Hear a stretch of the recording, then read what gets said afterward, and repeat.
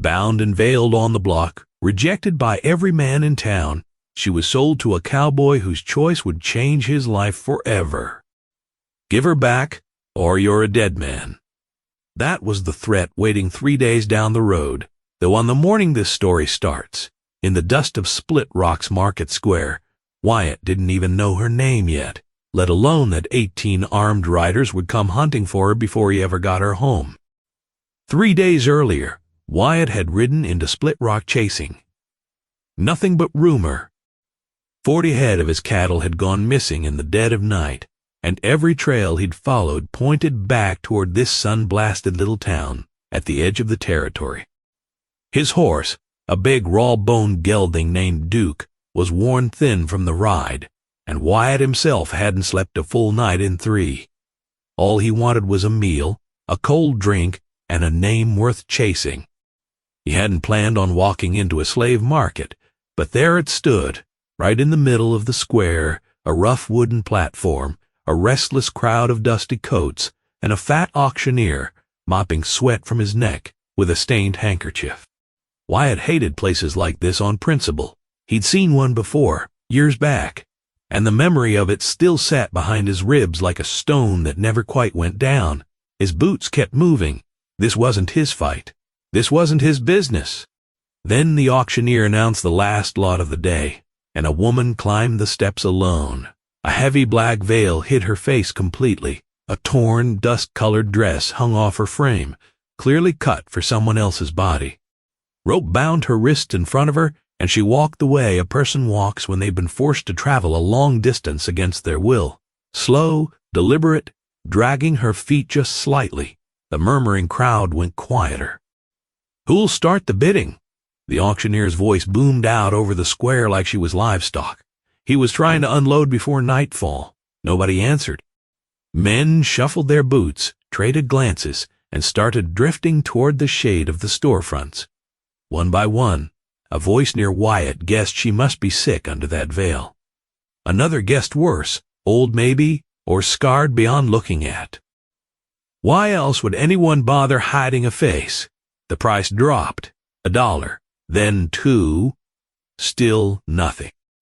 A big man with a busted brim hat spat in the dirt and swore he wouldn't take her home for free, veil or no veil. She was probably hiding something a man didn't want to lay eyes on.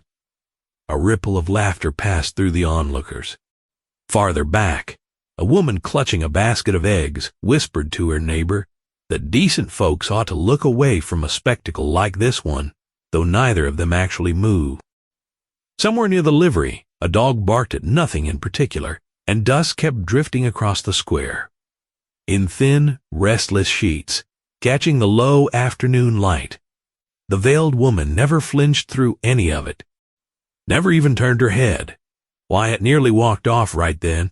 He had cattle to find and a ranch that didn't run itself, but something in the way she stood kept his boots planted in the dirt. Despite the rope, despite the heat, despite every insult thrown her way, her shoulders stayed square and her chin stayed level. This wasn't a woman swaying on her feet or cowering from the crowd. There was a stillness in her that looked less like weakness and more like a woman holding herself together on purpose, refusing to give a single one of them the satisfaction of watching her break. Her bound hands curled slowly into fists as the insults kept coming, and that told Wyatt everything the veil couldn't. This wasn't a woman without spirit. This was a woman choosing, on purpose, not to waste that spirit on people who didn't deserve to see it. The auctioneer's voice cracked with something close to desperation. $4. Gentlemen, 3. Somebody, anybody. Nothing answered him. The square kept emptying toward the saloon and the feed store, men losing interest, the way men lose interest in anything that costs more trouble than it's worth. He looked ready to close the whole auction without a single sale. A memory surfaced in Wyatt's chest, unbidden and sharp. He'd been 7 years old the last time he saw his own mother, standing on a platform not so different from this one, sold off by a man who owed a debt he had no other way to pay. She'd kept her head up the whole time, right up until she was led away, and young Wyatt was left standing in the dirt with his father's hand clamped hard on his shoulder. He never saw her again after that day. His father was gone within the year. Folks blamed a weak heart, though Wyatt had always figured it was something meaner. He grew up fast after that, hiring himself out to one ranch after another, until he'd scraped together enough to buy land of his own and never answer to another man's whims again. He hadn't let himself think about any of that in years. Watching a stranger stand exactly the way his mother once stood dragged it all back up in a single breath. "I'll take her." His own voice surprised him, clearer and steadier than he expected. Every head in the square turned his direction. The auctioneer's whole face lit up like a struck match. "We have a buyer, gentlemen. Any better offer?" Nobody stepped forward. Deeper silence answered this time.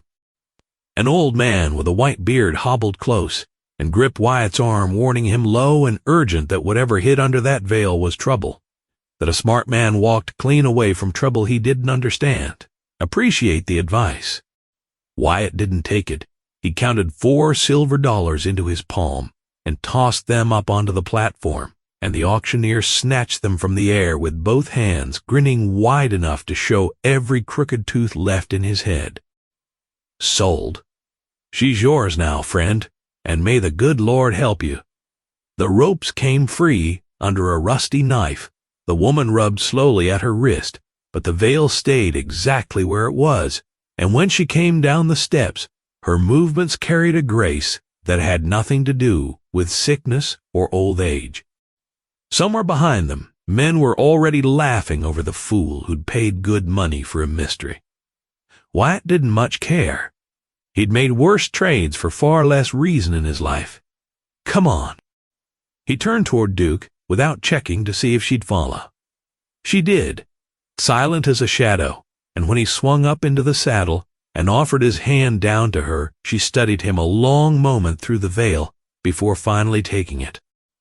Her grip surprised him. Firm sure, nothing weak in it at all. He pulled her up behind him in one easy motion, and she settled without a sound, like she'd done this 100 times before. "Got a name?" Nothing answered, but hooves against packed dirt. "Fine, you'll talk when you're ready." They rode for hours under a hard, flat sun, through country growing drier and more broken with every mile.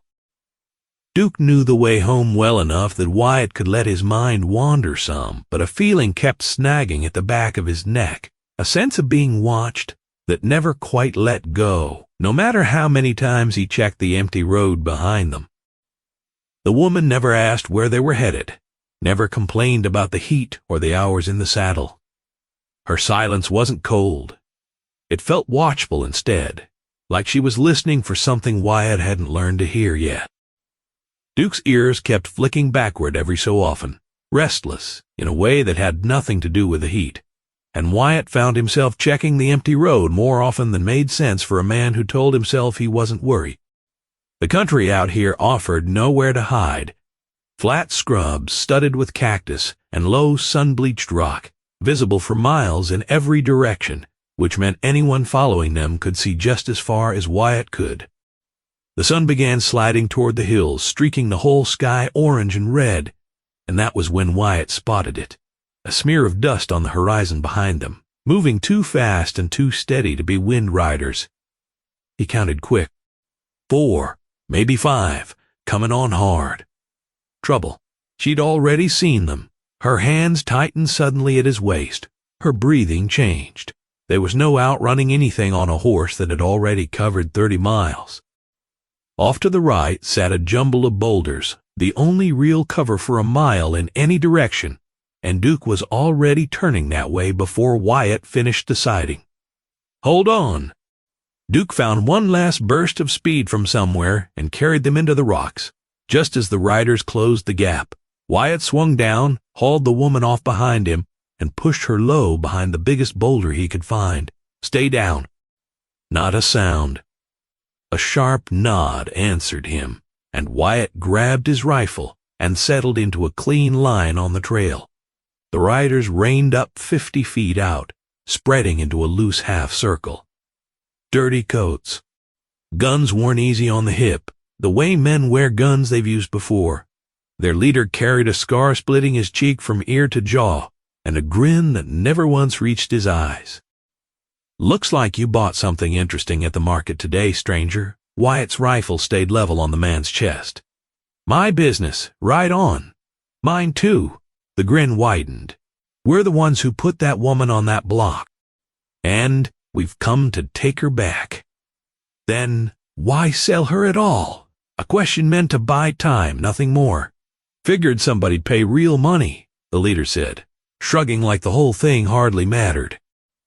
"Nobody would touch her on account of the veil, so we planned to cut our losses, sell her plain, forget the ransom. Then you showed up and complicated our mourning. I already paid for her. She's mine now. We put a good deal more into catching her than you paid." All the humor drained out of his voice, at once cold and flat. "Hand her over, and maybe you right off breathing." His men spread wider, circling in from different angles, and Wyatt ran the math fast. 5 guns to his 1, limited cartridges, Duke too spent for any kind of run. Not happening. Shame the leader's face went hard, boys. "Bring me the woman. Kill him if he argues." Wyatt's first shot kicked dirt an inch shy of the nearest man's boot. Next one won't miss. The men froze, checking their leader for orders, and the leader wasn't smiling anymore at all. That was when the veiled woman moved. She came off the ground behind her boulder, faster than Wyatt had time to process, quick as a spooked cat, and stripped the spare pistol clean from his belt before he understood what was happening. Her first shot took the leader's hat off his skull. Her second knocked a pistol from another man's hand before he'd even cleared leather. Her third punched a clean hole through a canteen hanging off a saddle horn. All of it inside 4 heartbeats. Every rider on that trail, frozen, staring at a woman who wasn't trembling, wasn't hesitating, wasn't anything close to the helpless prisoner they'd expected to reclaim. "It's her." One bandit's voice cracked with sudden fear. "That's Gray Owl's own daughter." The scarred man's face drained pale. Whatever arrogance had been sitting on it a moment ago vanished, replaced by something close to dread. "We didn't know. Figured she was just some prisoner, that's all." She took one slow step forward, pistol steady in both hands, and didn't need a single word. Her whole body promised the next shot wouldn't miss on purpose. "Go!" Wyatt seized the moment. "And if I see any of you again, I won't be near this. Friendly." Nobody needed telling twice. The bandits scrambled onto their horses in a tangle of panic, 2 men doubling up when a third mount bolted riderless, and inside a minute, nothing remained on that road but a fading cloud of dust in the failing light. Wyatt turned to find her still holding his pistol, breathing slow and even, like she hadn't just put 3 bullets exactly where she wanted them, under pressure that would have shaken most grown men's hands. She looked at the gun a long moment before handing it back, grip first the way a person hands back a tool they respect. "Thank you, but I believe I'm owed some answers." She said nothing, at first only walked back behind the rocks and sat, and Wyatt followed. Curiosity now fully awake. "That man called you Gray Owl's daughter. That true?" A long pause. Then finally, a small nod. "Why didn't you say something? Back at the market, you just stood there and let them sell you off." Her voice, when it finally came, was soft but certain, an accent braiding 2 languages together into something almost musical. "They killed my guards while I was out hunting, far from my own people. They put this veil on me so no one would know who I was. They meant to ransom me later." Quietly, once things cooled down. "But no one would pay for a veiled woman at any price. And they grew impatient, decided to sell me outright instead, and forget the ransom entirely until I showed up, until you showed up." Wyatt eased back against the stone, letting it settle over him. He'd bought the daughter of an Apache chief by pure accident, and now armed men were hunting them both across open country. "What's your name?" A moment's hesitation. "Nayeli." "Nayeli." He turned the word over. "I'm Wyatt. The man who paid $4 for a veiled woman nobody wanted. A faint edge of amusement rode under the words. Wyatt couldn't stop the grin pulling at his mouth despite everything they'd just survived. That's about the size of it. The fire he'd built back up caught properly, then throwing warm light across the both of them, and for a moment neither one said anything more at all. If this story keeps you watching clear to the end, tap join beside the channel name and become a member. It costs little and helps us make more. Why did you buy me? Nayeli studied him in the firelight. Every other man there was afraid. You stood up straight when nobody else figured you had a reason. To told me you were tougher than you looked. Guess I wasn't wrong. They pushed on until full dark forced a stop. Making camp among another scatter of boulders, the fire kept low enough not to carry far. Duke grazed nearby on whatever dry scrub he could root out. Nayeli sat across the flames with her veil finally folded beside her. No reason left to hide her face from the one man who already knew exactly who she was. How'd you learn to shoot like that? Wyatt tossed her a strip of dried meat from his saddlebag. She caught it clean out of the air. My father has no sons, only me. He taught me everything he'd have taught a boy. Tracking, hunting, fighting, shooting straight under pressure. Some of the elders never approved. But my father is chief. His word settles that argument fast enough. What do the elders think now, after seeing you handle a pistol better than most of their own warriors? A ghost of a smile crossed her face, quickly gone. Some still grumble. My father tells them a strong nation needs every strong hand it can raise, son or daughter. He's not a man easily argued out of a position once he's settled on it. Must keep him up nights worrying. Your father, I mean. Something dimmed behind her eyes. I rode out with 4 warriors to hunt. They ambushed us in a narrow canyon and killed every guard before we could fight back properly. I fought as long as I could. There were too many of them. They struck me down and I woke up veiled and bound in the back of a wagon. That's not on you? No, but you're tangled in it now, regardless. Her eyes held his across the fire. My father will want vengeance on those men, and when he learns you bought me at auction, he may wonder exactly what kind of man does such a thing. I only mean to see you home safe, nothing more than that. I believe you. Her voice went quiet and certain. I can see it plainly enough. You're a good man, Wyatt. Heat crept up his neck that had nothing to do with the fire, and he found something interesting to study in the stars overhead rather than let her see it plain on his face. She lay down not long after the folded veil serving as a pillow, and within minutes her breathing had gone deep and even, though he suspected she'd wake at the first wrong sound long before he would. He kept watch through most of that night, feeding the fire in small handfuls, eyes fixed on the black horizon. When dawn finally cracked pale along the world's edge, Nayeli came awake instantly, none of the grogginess most people carry out of sleep. Any trouble? None. Reckon we scared them good yesterday. For now. She rose, brushing dust from her torn dress. But they'll talk. Word travels fast in country this small. Then we move faster. Wyatt kicks sand over the coals. My ranch is 4 hours out if we keep a hard pace.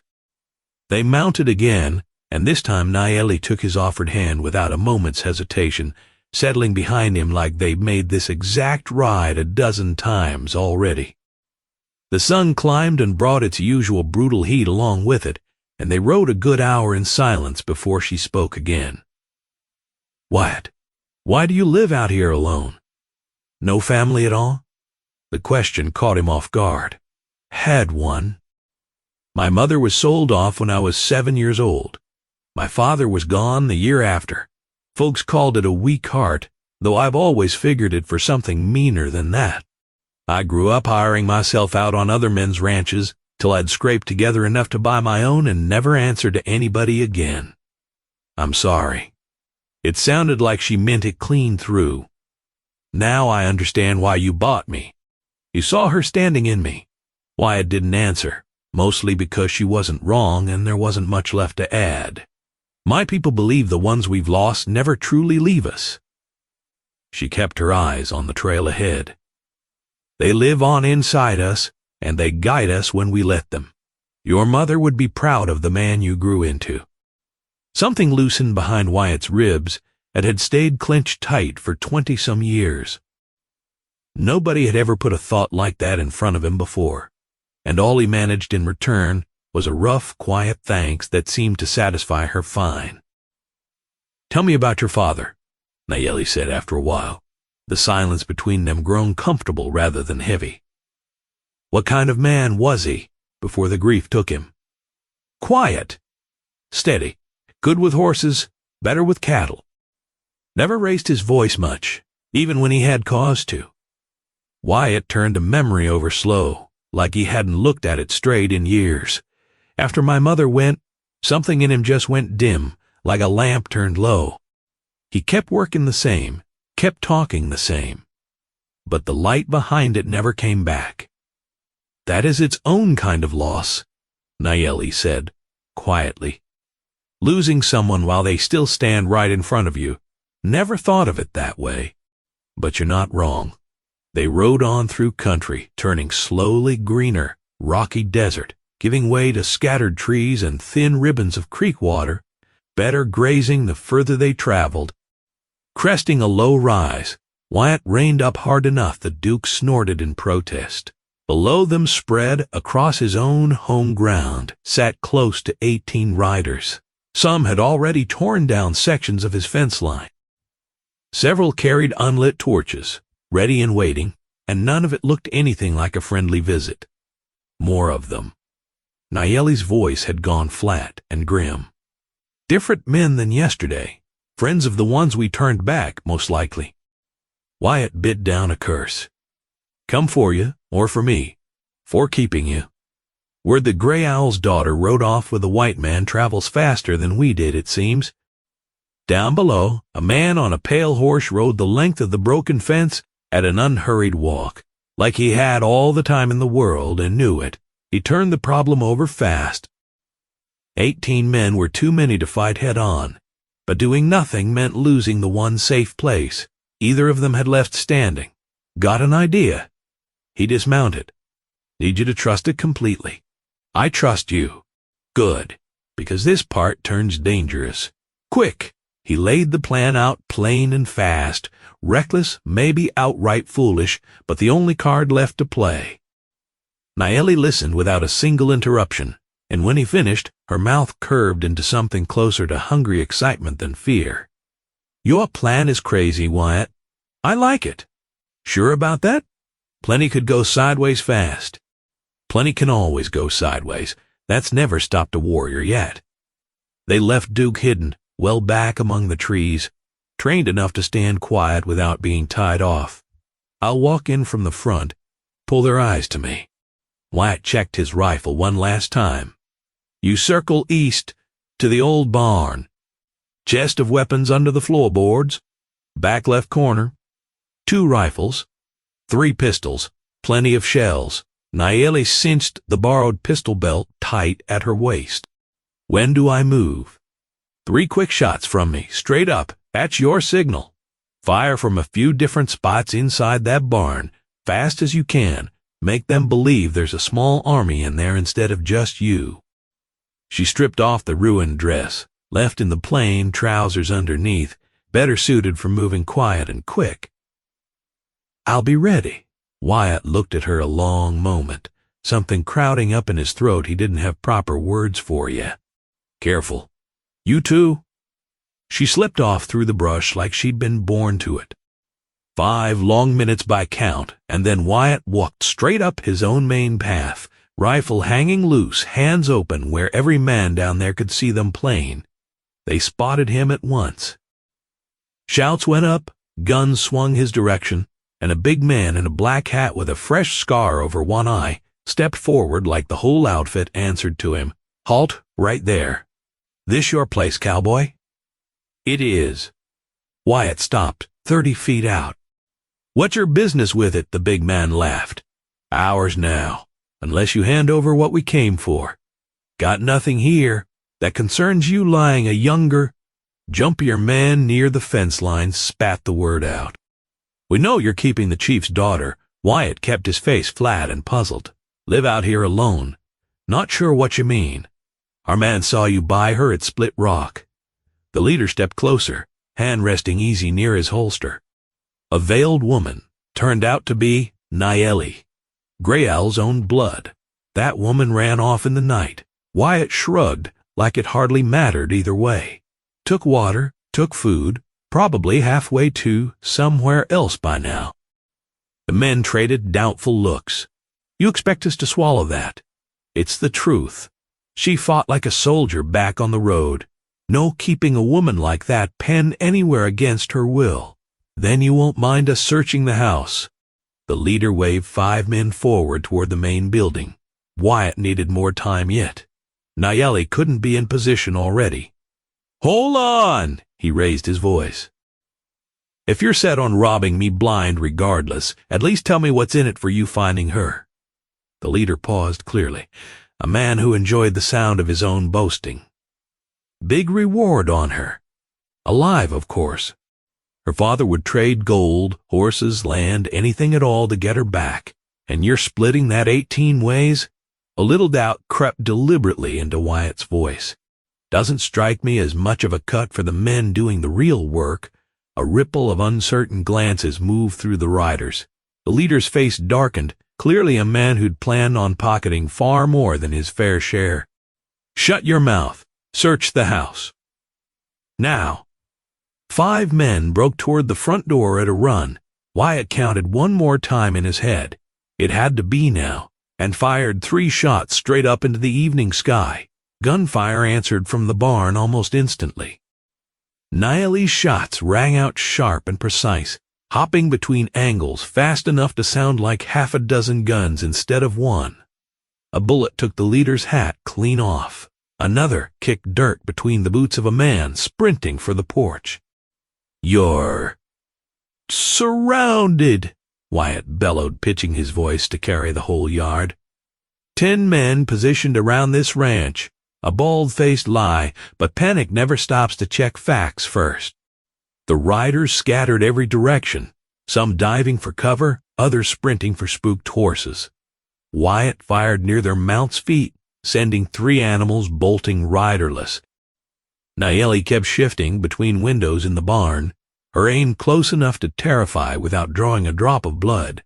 She wanted them running, not bleeding out across his land. It's a trap. The jumpy one's voice cracked with panic. Fall back, retreat. All the leader's earlier bluster had drained clean away. Inside 2 minutes, the whole crew thundered off down the road, doubled up on horses that hadn't already bolted, leaving nothing behind but settling dust and a badly torn fence line. Silence dropped over the ranch. Wyatt held his position a good while longer, making certain they truly weren't circling back, before finally lowering his rifle and walking toward the barn. Nayeli stepped out, holding a rifle in each hand, a wide grin lighting her whole face, eyes still bright with the rush of it. It worked. Your crazy plan actually worked. Wouldn't have worked without your aim. Wyatt found he was grinning too, despite everything they'd just survived. They stood looking at each other a beat too long, both aware something had shifted out there in that gunfight. Something that turns 2 strangers into people who trust each other with their lives without a second thought. If these frontier stories are ones you look forward to, tap join beside the channel name and become a member. It means a lot to us. Wyatt walked the fence line first, counting the damage in the fading light, 3 posts down, a length of wire torn loose and coiled uselessly in the dirt. Nothing that couldn't be fixed inside a day or 2 of honest work. The barn smelled of gun smoke and old hay, and somewhere in the rafters a startled owl shifted and resettled, unbothered now that the shooting had stopped. The house itself had barely been touched.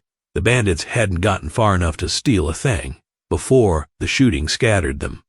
Nayeli looked around the small, plain rooms with open curiosity. Your house is small. Enough for me.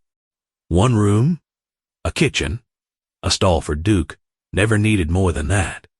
More comfortable than a tent. Real warmth carried under the words. Wyatt felt the whole weight of the situation land on him at once. A beautiful woman, daughter of a powerful chief, alone with him under his own roof, and his face heated up in a way he hadn't quite expected. Take the bed. The words came out quicker than he planned. I'll bunk in the stable with Duke. Nayeli's mouth curved with quiet amusement. Afraid of me, Wyatt. Not fear, respect. Your father's a powerful man. Wouldn't want him thinking. My father judges men by what they do, not by what other men assume. Gentle, but firm. And what you've done is save my life twice now. She stepped closer, and the faint scent of wild sage still clung to her hair from the road. You're different from other white men I've known. Honorable? Just try to do what's right. That, she said, is exactly why you're different. The days that followed on the ranch settled into something strange and unexpectedly peaceful. Wyatt tended cattle and mended the fence line the raiders had torn apart. Nayeli hunted with a skill that startled him every single time, bringing in rabbit and quail for supper without ever seeming to work hard at it. One afternoon she showed him how to read a set of tracks he'd walked past 100 times without noticing, pointing out the difference between a deer moving unhurried and one running scared, and he found himself laughing at how much of his own land he'd never actually learned to see.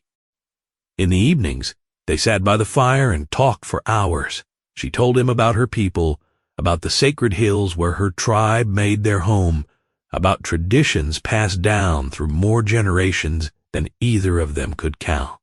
Wyatt listened the way a man listens to something he never expected to find so fascinating. My father believes I should marry soon. Her eyes stayed on the thick scatter of stars overhead one night. There are 3 warriors from allied bands who've already asked for my hand. Something twisted sharp and unwelcome in Wyatt's chest, though he had no earthly right to feel it. What is it you want? She sat quiet a long moment. I want to choose my own road. My father raised me to think for myself, to stand strong on my own terms. But some traditions don't bend easily, even for a chief's daughter. Understand that well enough. Her dark eyes turned on him. And you, Wyatt? Why does a man like you live so alone? You could have a wife. Children. Never found the right person. He admitted it plainly. And after what happened to my mother, I suppose I was afraid of building something that could just as easily get torn apart again. Living in fear isn't living. It's only existing.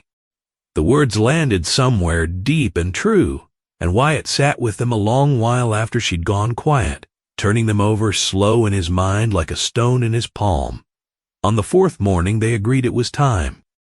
Wyatt packed provisions enough for 2 days' travel toward Apache land, and Duke, well rested now, stood ready at the rail. You sure about this? Nayeli asked as they mounted up. My father can be a formidable man to stand before promise to bring you home safe. Mean to keep that promise. The ride carried them through red-walled canyons and stands of tall pine, the air turning cooler and thinner the higher they climbed, and Nayeli guided the way with the easy certainty of someone reading a map only she could see, naming every bend and outcrop as home ground, pointing out a spring hidden behind a fall of rock, a ridge where her father had once taken her hunting as a girl. They camped one more night beneath open sky, and Wyatt noticed she'd gone quieter than usual, thoughtful in a way that worried him some. Something wrong. Glad to be going home, her words came slow, but sad too, at not seeing you. After this, his heart lurched hard in his chest. He'd been circling near enough the same thought all day without finding the nerve to say it out loud. Firelight caught in her eyes when she looked over at him. These days with you were different. Wyatt, you treated me as an equal, not a prize, not property. You respected me. You made that easy. Something sad lingered behind her smile. Wish our worlds weren't so far apart. He wanted badly to say something that might close that distance, but the right words never came, and they simply sat together in the quiet, two people from different worlds who'd found something worth keeping and had no idea yet how to hold on to it. If these frontier stories keep you watching clear to the very end, tap join beside the channel name and become a member. Every bit of support helps us bring you more. They reached Apache land by mid-morning the next day.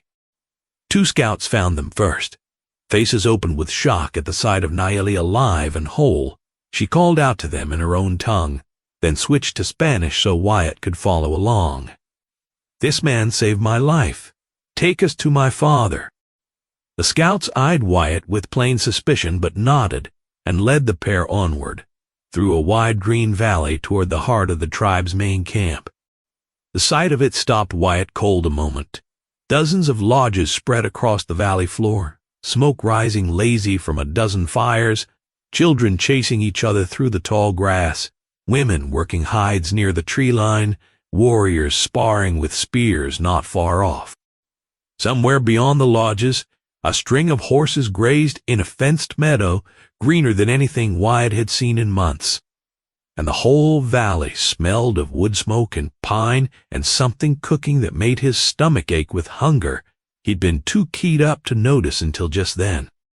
The instant somebody spotted Nayeli, a cry went up through the whole camp, and people came running from every direction. Her name carried on pure joy.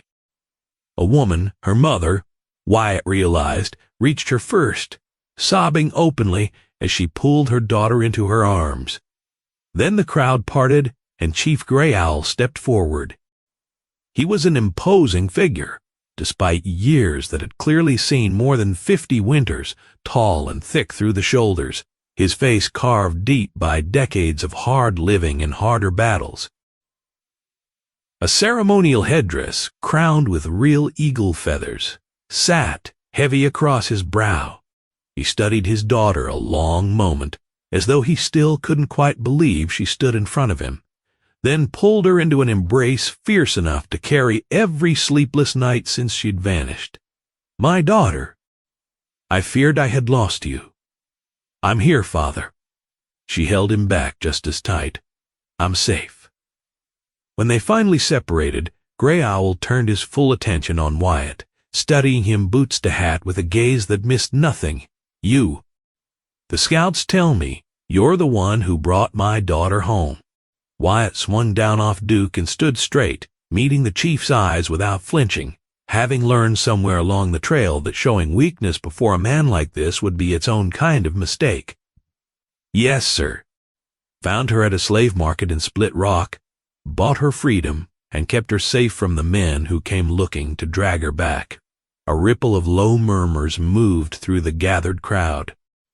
Buying implied ownership in most minds, and ownership could get read a dozen different ways.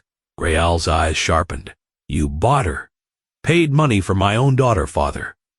Nayeli stepped forward before Wyatt could answer at all. "Let me tell it properly." For several minutes she laid out the whole of it, the ambush, her capture, the veil, the market where nobody would bid because of it, how Wyatt had been the only man willing to buy what everyone else refused, the bandits on the road, the raid on his ranch, and how through every mile of it he'd never once treated her as anything less than an equal. "He saved my life twice, Father, and never once disrespected me. He's an honorable man." Gray Owl took it all in without a single interruption, his expression unreadable the whole while. When she finished, he stood quiet a long moment before speaking again. "You've done something rare, white man, returned to me what I value above all else, and asked nothing in exchange for it. That speaks to your character. Only did what was right. Many men wouldn't have." Gray Owl studied him a moment longer, taking his measure the way a man weighs a horse before he trades for it, and then, unexpectedly, a faint smile crossed his weathered face. "Interesting. Very interesting indeed." He turned to his daughter. "Nayeli, you know our ways. This man bought you, saved you, protected you, across hostile ground, and brought you home whole. There is only one honorable path forward from here. Color rose in Nayeli's cheeks, and she nodded slowly. "I know it, Father." Wyatt looked between the two of them, thoroughly lost. "What custom? What's he mean?" Gray Owl's face stayed serious, though something playful glinted behind his eyes. "Among my people, a warrior who saves a woman's life and returns her safely to her family, especially the daughter of a chief, earns the right to ask for her hand in marriage." The ground seemed to drop clean away under Wyatt. Marriage. He looked to Nayeli, whose expression carried surprise, tangled up with something else he couldn't quite name. "Father, it is our tradition," Gray Owl went on. "But I also believe a person deserves a choice in their own life." His full attention swung back to Wyatt. "So I ask you plainly, white man, do you wish to marry my daughter?" Every eye in that camp turned his way at once. He felt the full weight of 100 watching faces, waiting on whatever came next. His mind raced back over every hour of the last 4 days. The firelit talks, the way she'd saved his life without a moment's hesitation, her laughter, her sharp intelligence, the fierce steadiness running clean through her. He thought of how empty that ranch had felt before she rode into it, and how impossible it seemed now to picture the place without her standing somewhere inside it. Yes, steadier the second time. "Yes, I want to marry her." A murmur rolled through the crowd. Nayeli's eyes went wide, and Wyatt pressed on, looking straight at her and no one else. "Only if she wants it too, not because your customs say so, not because I paid a price at some market, because she truly wants to stand beside me." Gray Owl nodded, clearly pleased. "Well spoken, daughter. What do you say?" Nayeli held Wyatt's gaze a long moment, searching his face for whatever truth she needed to find there. He let her see all of it, the hope, the fear, everything he wasn't sure how to put into proper words. Slowly, her mouth curved into a smile that lit her whole face from within. "Yes, I want to marry you, Wyatt." The camp erupted into celebration. Drums started up somewhere behind them. People cheered and danced, and Gray Owl raised both hands for quiet. "Then there will be a wedding." His voice carried clean across the valley. 2 days of celebration we will call the Allied Bands, a wedding nobody here forgets. Those 2 days passed in a blur of activity. Wyatt found himself an honored guest everywhere he turned.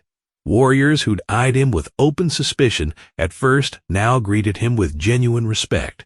Women prepared elaborate meals. Children decorated the camp with wildflowers and bright cloth. Nayeli walked him through the meaning behind every custom, every ritual, patient with each question he had. He picked up words in her language, tried foods he'd never once encountered, sat through old stories around the fire that made the whole camp laugh or fall quiet by turns. "Certain about this?" Nayeli asked him the night before the wedding. "Your whole life changes after tomorrow. No more living alone on that quiet ranch." Wyatt took her hand. "Don't want to live alone anymore, and that ranch won't be just mine after tomorrow. It'll be ours. A place where both our worlds can meet. A bridge." Exactly that. The wedding day dawned golden and clear. The whole camp gathered in a wide clearing set aside for ceremonies of real weight, and Gray Owl himself presided, dressed in his finest ceremonial clothing. Nayeli wore a dress of soft buckskin worked with beads and feathers, her black hair loose and crowned with wildflowers, her face bare to the sun for everyone gathered to see. No veil this time, nothing hidden at all. Just open joy written plain across her features. Wyatt wore clothing the tribe had made for him, a blend of Apache and Cowboy styling that said plainly what neither of them could quite manage in words: 2 worlds meeting halfway. Drums kept a slow, steady rhythm beneath the whole ceremony, and elders from the Allied band stood in a wide circle around the clearing, watching with expressions Wyatt couldn't quite read, curiosity, some of it, and something that looked a great deal like cautious hope. Gray Owl spoke at length about respect, about the strength found in unity, about how real love has a way of outlasting whatever differences try to stand in its path.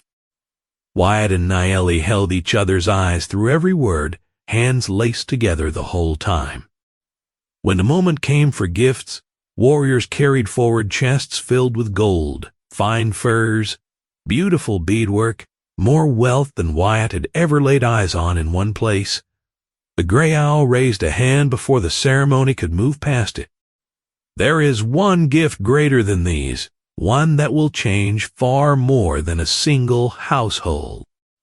At his signal, representatives from 5 different allied bands stepped forward, dressed in their own finest ceremonial clothes, elders and leaders every one, men and women who had traveled 2 and 3 days on hard notice, once word of the wedding reached their own camps.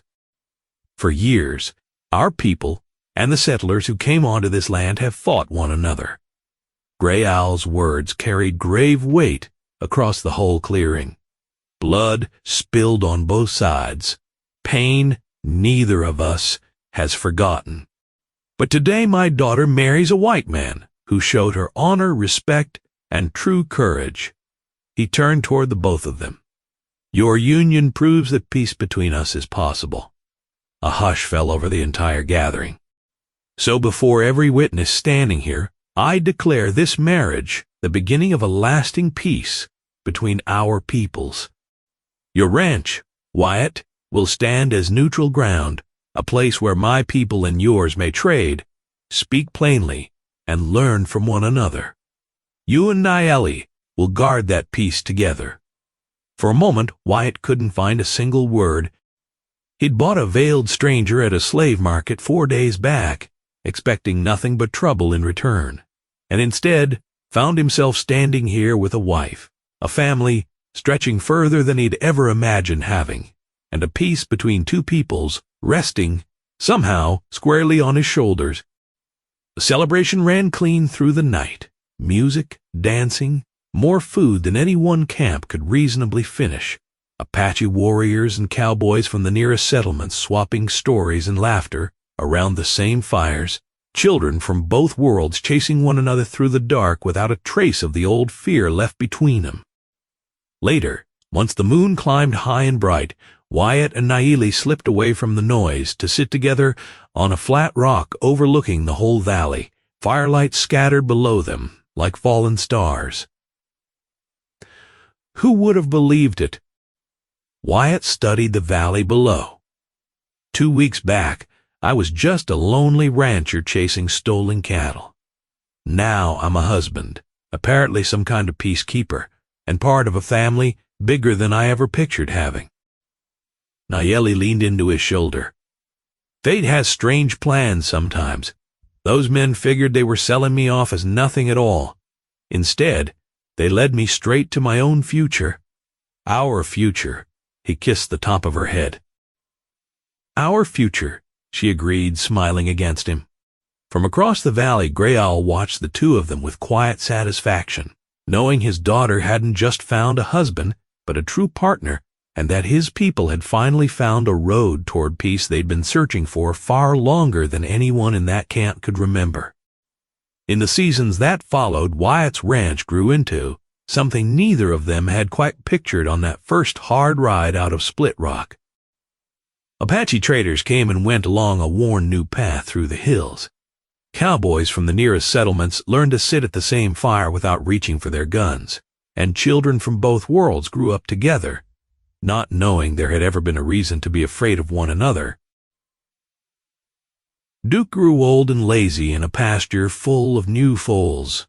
The fence line healed, and on quiet evenings when the work was done and the light went gold over the grass, Wyatt would still catch himself watching Nayeli across the yard the same way he had that first night by the fire, like a man who still couldn't quite believe his own luck.